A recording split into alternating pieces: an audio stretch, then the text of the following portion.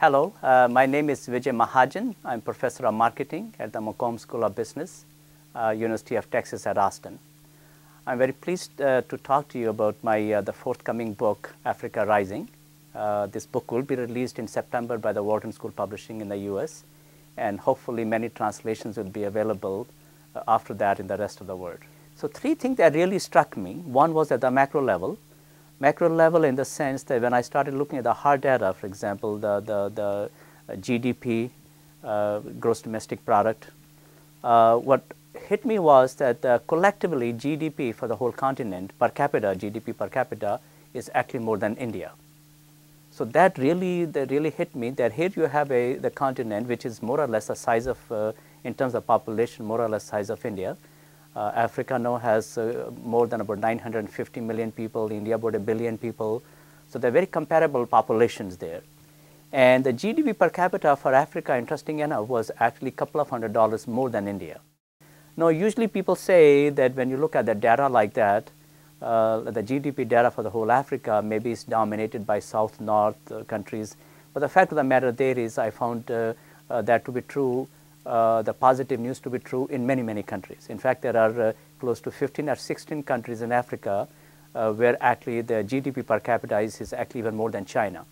And there are about 200 to 300 million people living in those countries. Anyhow, this macro data was very interesting to me. Second thing that really struck me was when I was speaking with many of the advertising agencies, what I call in the book as Africa 2.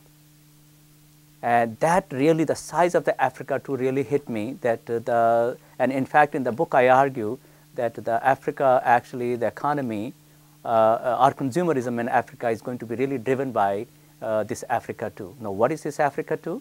Well, most of the companies and ad agencies in Africa divide their markets in each country, and of course the definition would vary. They divide that into 5 categories, A, B, C, D, E.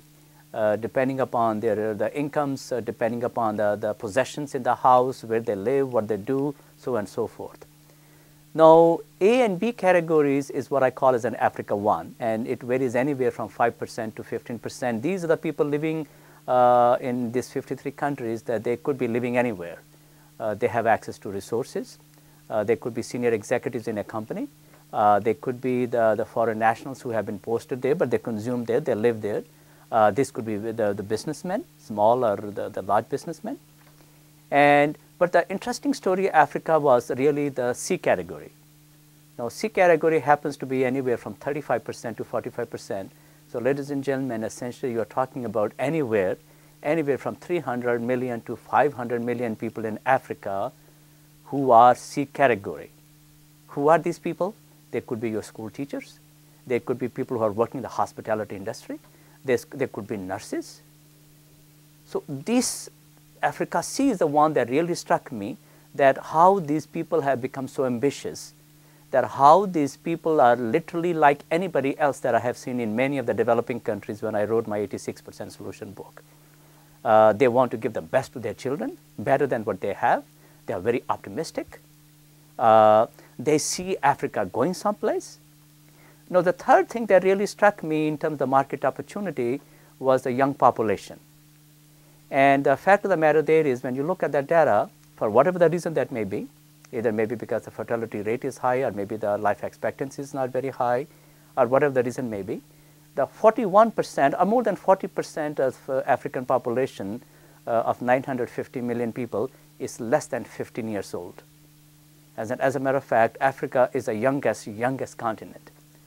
Now, you can imagine the youth when you travel to many of these countries, how young these people look.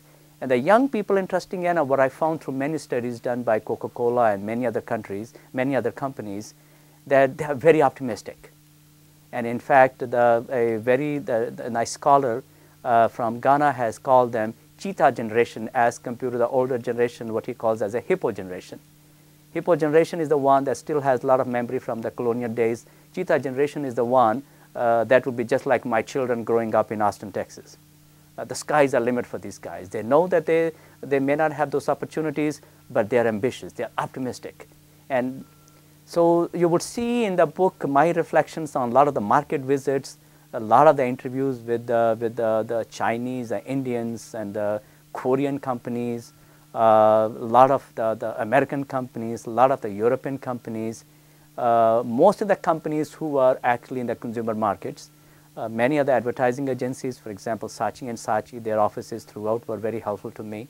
So a lot of the research that I did, it was very hands-on, and simply could not, I could not simply write this book unless I had really gone there on the continent, see with my own eyes, talk to a sample of these 900 million consumers, talk to a sample of the companies who were trying to approach this market, and learn lessons from them. So as a matter of fact, at the end of the day, the consumer safari that I was on literally is a reflection of many teachers, if you will. The many teachers that I met throughout the continent from the various the organizations. I'm not a politician. I don't like politics. I don't enjoy politics. So you're not going to find much about the politics in this book. What you're going to find there is a lot of the very positive spirit of the entrepreneurs who are trying to really approach this the consumer market